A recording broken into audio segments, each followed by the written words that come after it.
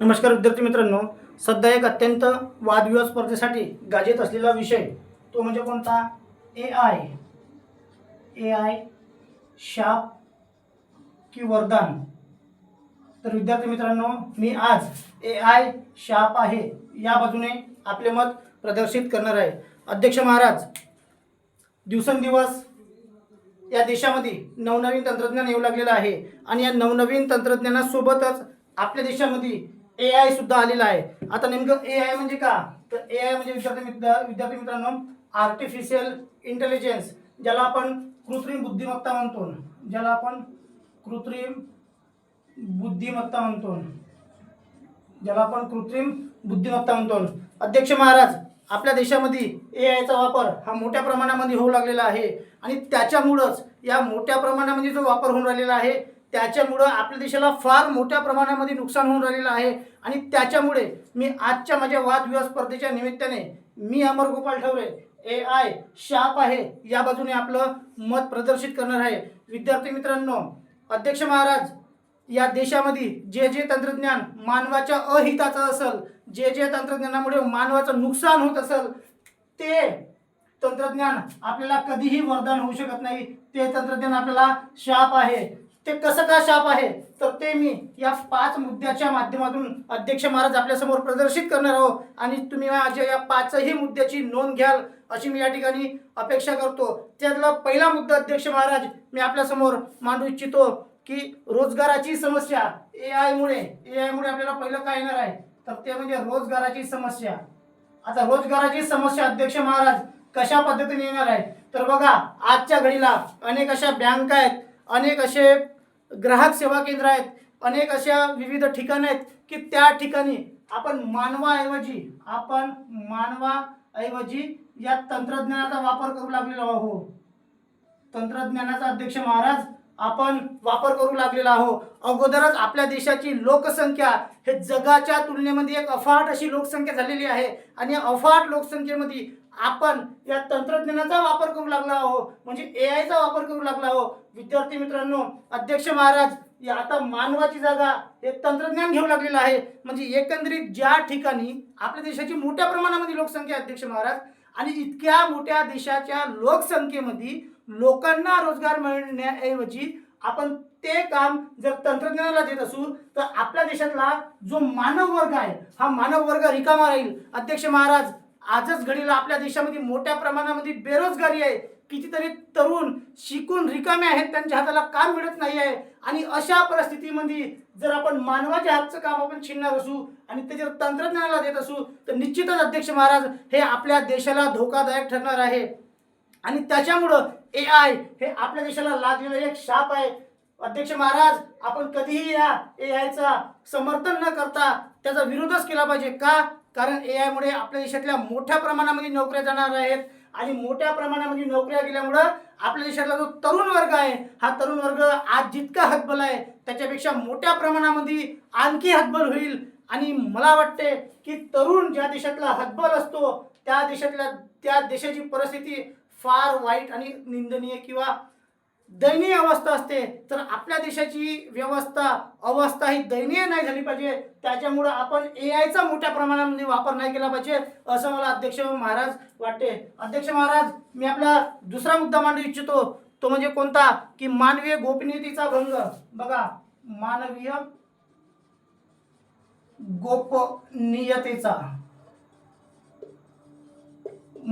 गोपनीयतेचा भंग.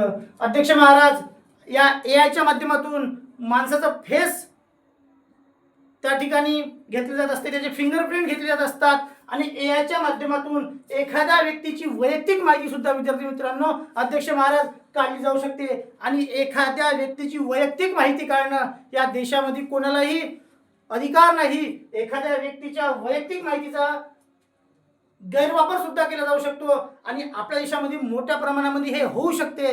कारण ज्यावेळी आपल्या देशातल्या तरुणांना समजा रोजगारच नाही राहील, या मानवाची जागा जर तंत्रज्ञान घेईल तर या मानवाच्या हातामध्ये अनेक असे टेक्निकली साधने येतील आणि त्या साधण्याच्या माध्यमातून अध्यक्ष महाराज अनेक व्यक्ती या मानवी गोपनीयतेचा भंग करेल की ज्याच्यामुळे नाहक त्रास आपल्या देशातल्या लोकांना त्रास सहन करावा लागू शकतो आणि त्याच्यामुळे एखाद्या देशातल्या तरुणांना, एका देशातल्या नागरिकाला ज्या गोष्टीमुळे त्रास होतो, म्हणजे AI मुळे जर त्रास होत असेल तर अध्यक्ष महाराज ते कसं वरदान होऊ शकते, ते निश्चितच आपल्याला शाप असणार आहे आणि या गोष्टीचा आपण नेहमी विरोधच केला पाहिजे असं तरी मला वाटते.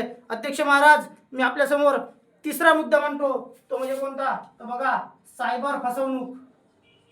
सायबर फसवणूक आपल्या देशामध्ये विद्यार्थी, अध्यक्ष महाराज, मोठ्या प्रमाणामध्ये या AI मुळे सायबर फसवणूक होऊ शकतो. मोठ्या प्रमाणामध्ये सायबर फसवणूक होऊ शकतो. मोठ्या प्रमाणामध्ये एकमेकाला ईमेल पाठवले जाऊ शकतात, मॅसेज येऊनच राहिलेले आहेत आणि याच्यामुळे अनेक व्यक्तीचे पैसे सुद्धा अध्यक्ष महाराज लुटल्या गेलेले आहेत.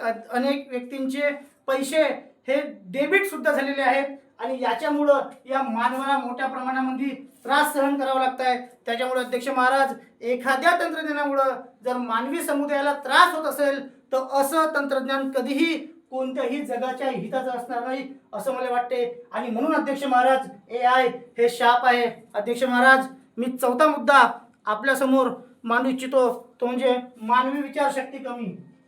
मानवी विचारशक्ती कमी. अगोदरच अध्यक्ष महाराज, आपल्या देशामध्ये रोजगाराच्या समस्या आहेत. आपल्या देशामध्ये रोजगार नाही, लोकांच्या हाताला काम नाही आणि काम नसल्यामुळं आपल्या देशातला तरुण हा विवंचनेमध्ये पडलेला आहे. अनेक असे सुशिक्षित मुलं आहेत की ज्यांना नोकऱ्या नाहीत म्हणून मुली नाही मिळत आहेत आणि त्याच्यावर जर आपण AIचं पुन्हा जर भर घातलं तर मानव हा विचारच करणं सोडून देईल. कारण त्याला कोणतीही गोष्ट जर शोधायची असेल तर तो स्वतःच्या बुद्धिमत्तेचा कधीही वापर करणार नाही, AIचा वापर करेल आणि AIचा वापर करून झटपट माहिती मिळवल, झटपट एखादा कार्य करू शकते. पण त्याच्या बुद्धिमत्तेचं काय, त्याची बुद्धिमत्ता हे खालावली जाईल, तो विचार करू शकणार नाही. म्हणजे जितकी त्याची बुद्धिमत्ता हे विचार करायला पाहिजे हे विचारच करणार नाही. आणि एखाद्या व्यक्तीची बुद्धिमत्ता कमजोर करणारं तंत्रज्ञान जर असेल तर अशा तंत्रज्ञानाचा आपण कधीही स्वीकार केला नाही पाहिजे असं मला अध्यक्ष महाराज वाटते. अध्यक्ष महाराज, मी आपला पाचवा मुद्दा आपल्या समोर या ठिकाणी मांडू इच्छितो, तो म्हणजे युद्ध आणि विचार.